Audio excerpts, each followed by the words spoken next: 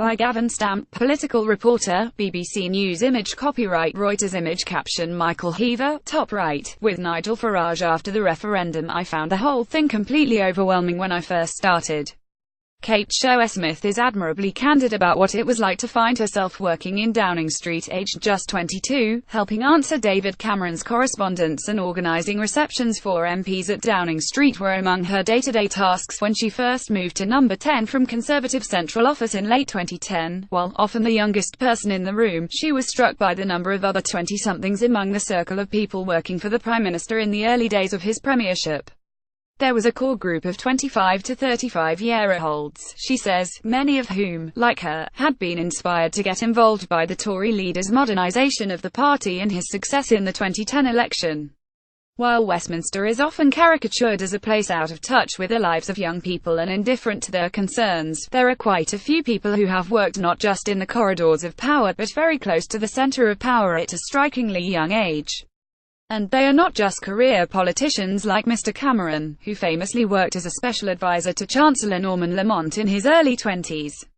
Finger in the Dam. Zab Cousin was plucked from relative obscurity at the age of 27 to become Jeremy Corbyn's spokesman in the spring of 2016. Before starting the job, he was warned that nothing could prepare him for the challenge ahead, one of his colleagues likening it to learning to ski jump.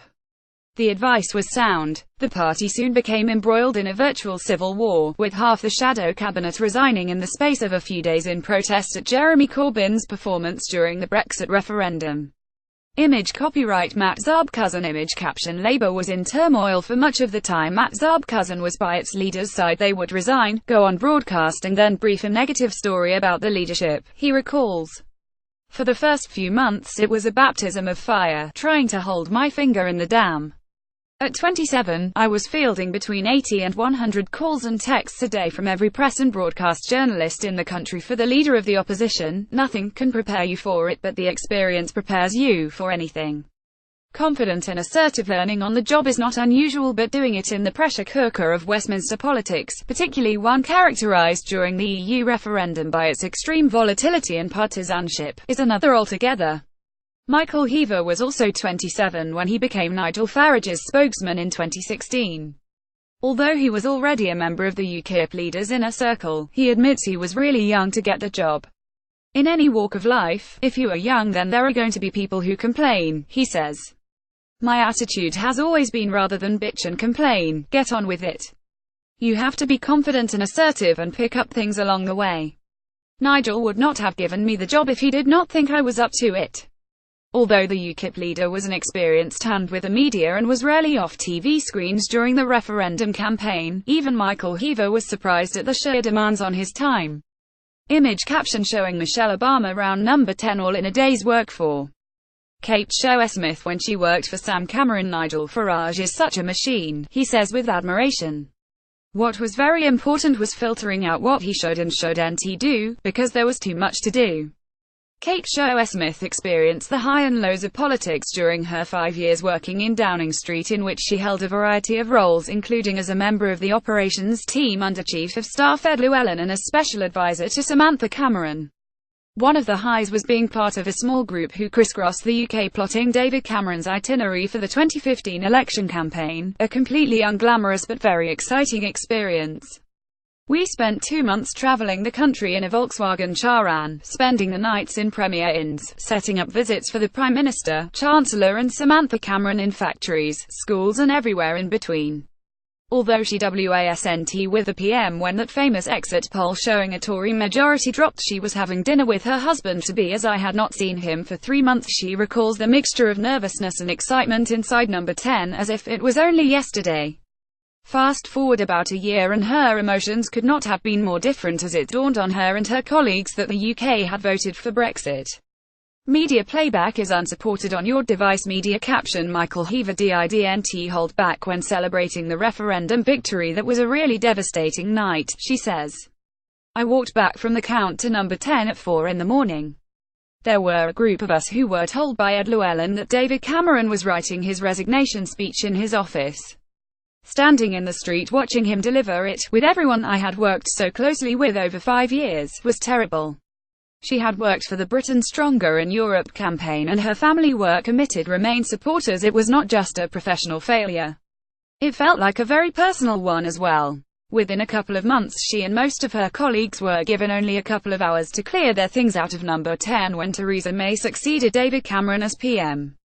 While the maxim "if you're good enough, you're young enough" certain applies in politics, witness the growing number of MPs in their 20s, it is also perhaps still the case that younger advisors have to work perhaps that little bit harder to gain the respect of their colleagues. It was a steep learning curve, says Matt Zarbkusen, who was by Mr. Corbyn's side for about a year before leaving to work for the Campaign for Fairer Gambling. Image copyright Rex features image caption "The high and lows of politics." Number 10 staff applaud as David Cameron returns to Downing Street after his 2015 win. Image copyright Getty Images image caption "Just a year later, they waved goodbye to the Camerons and soon left Downing Street themselves. I used to get to Friday and be absolutely exhausted. But as time went by, he says he gained the trust of the lobby journalists and was better able to kill stories that were not true. He remembers being contacted by a tabloid newspaper in November 2016 while on his way to a tennis tournament at the O2, asking about an unusual story suggesting the Labour leader had been dancing at the Cenotaph on Remembrance Sunday. I was able to rebut that, get the story taken down, and then enjoy the tennis for a couple of hours before the next story came along. Mucking in or working for the public relations company Weber Shandwick, Kate Sherware-Smith says her advice to those keen on a backstage career in politics is to be a team player and to believe in who you are working for. Her Downing Street years, she says, were a strange high-low mixture, ranging from stuffing Christmas cards and arranging high-vis and hard hats for visits to showing Michelle Obama around Downing Street, and trying to manage cabinet ministers and business delegations on international trade trips. You have to be willing to muck in with the lighter stuff to contribute to the more exciting work.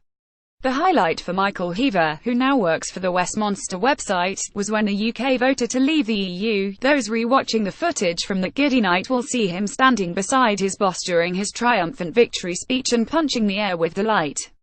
It was one of the most historic moments in modern British politics, he says. There I was in my 20s alongside someone who I grew up admiring, who was one of my heroes and who I had the privilege to work with and get to know.